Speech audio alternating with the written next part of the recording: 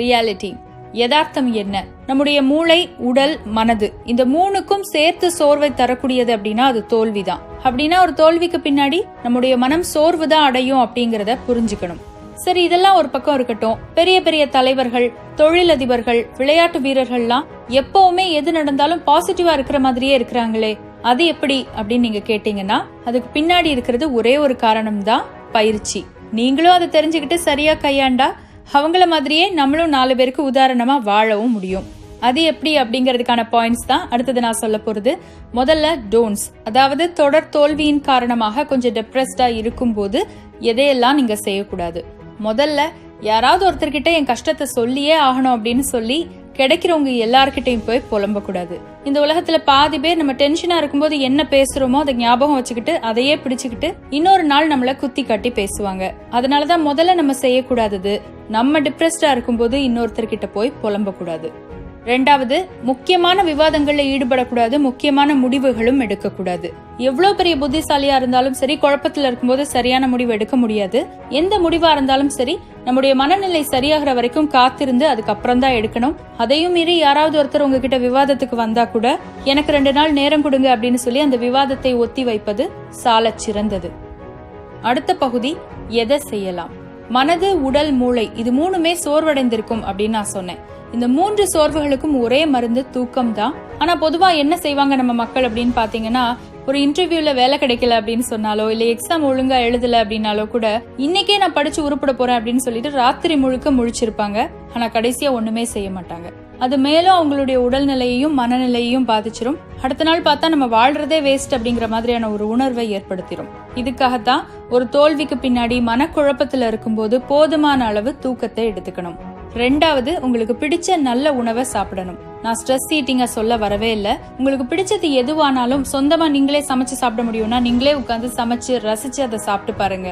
அரசியல் தலைவர் Barack Obama கிட்ட ஒரு நாள் ஒருத்தங்க கேள்வி கேட்டாங்க, உங்களுக்கு வேலைப்பளு அதிகமா இருந்து நீங்க ரொம்ப சோர்வடைஞ்சு போனா என்ன செய்வீங்க அப்படின்னு. அவர் ரொம்ப சுலபமா பதில் சொன்னாரு, நான் என்னுடைய சமையல் அறைக்கு போய் எனக்கு ரொம்ப பிடிச்ச உணவை நானே சமைச்சு சாப்பிடுவேன், அவ்வளவுதான், என்னுடைய மனசு ரிலாக்ஸ் ஆயிரும், நான் மறுபடியும் என்னுடைய வேலையை கவனிக்க ஆரம்பிச்சிருவேன் அப்படின்னு சொல்லி.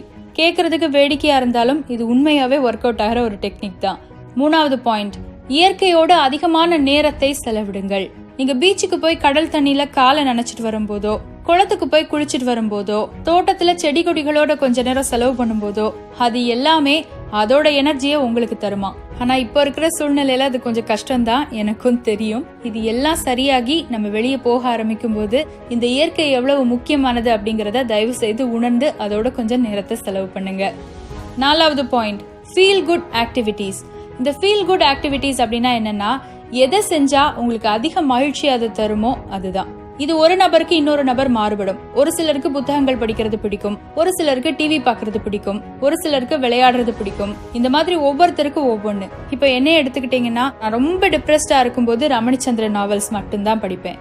அதே மாதிரிதான் திரைப்படங்கள் எடுத்துக்கிட்டாலும் மற்ற நேரங்கள்ல த்ரில்லர் மூவிஸ் பார்த்தா கூட ரொம்ப டிப்ரெஸ்டா உட்கார்ந்துருக்கும் போது ஃபீல் குட் மூவிஸ் மட்டும் தான் நான் பார்ப்பேன். இத மாதிரி உங்களுக்கு என்ன அதிகம் பிடிக்கும் அப்படிங்கறத யோசிச்சு பாருங்க. நிச்சயமா டிப்ரெஸ்டா இருக்கும்போது அதை செய்யுங்க, உங்களுடைய டிப்ரெஷன் மொத்தமா வெளியே போயிடும். 5வது பாயிண்ட், நான் மேல சொன்ன எல்லாத்தையும் செஞ்சு நீங்க கொஞ்சம் தெளிவான பின்னாடி எதனால உங்களுக்கு அந்த தோல்வி ஏற்பட்டது அப்படிங்கறத யோசிச்சு பாருங்க. நம்மள பலர் பண்ற பெரிய தப்பு என்ன தெரியுமா? நான் சொன்ன எல்லாத்தையும் அப்படியே ரிவர்ஸ் ஆர்டர்ல பண்ணிடுவாங்க. முதல்லயே உட்காந்து நம்ம ஏன் தோத்து போனோம், நம்ம அடுத்தது எப்படி முன்னேறணும் அப்படின்னு யோசிச்சு மூளை ஃபுல்லும் ட்ரை ஆயிடும். அதுக்கப்புறம் படுத்து தூங்கிடுவாங்க. அதுக்கப்புறம் நிறைய ஆர்டர் பண்ணி உட்காந்து சாப்பிடுவாங்க.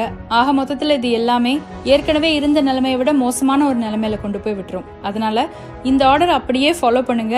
அது மட்டும் இல்லாம தொடர்ச்சியா நீங்க தோல்வி அடைஞ்சிருக்கீங்க அப்படின்னாலே நீங்க தொடர்ச்சியா முயற்சி செய்திருக்கீங்க அப்படின்னு தான் அர்த்தம். நீங்க முயற்சி செய்யாமலே இருந்திருந்தீங்கன்னா நீங்க தோல்விங்கிற ஒன்ன பாத்திருக்கவே மாட்டீங்க. நான் முயற்சி செய்யாத கோழை அல்ல, முயற்சி செய்து தோற்று போன வீரன் அப்படிங்கறத உங்க மனசுகிட்ட நீங்களே இன்னொரு முறை சொல்லிக்கோங்க. உங்களுடைய அடுத்த முயற்சி வெற்றிகரமாக அமைய என்னுடைய வேண்டுதல்களும் வாழ்த்துக்களும்.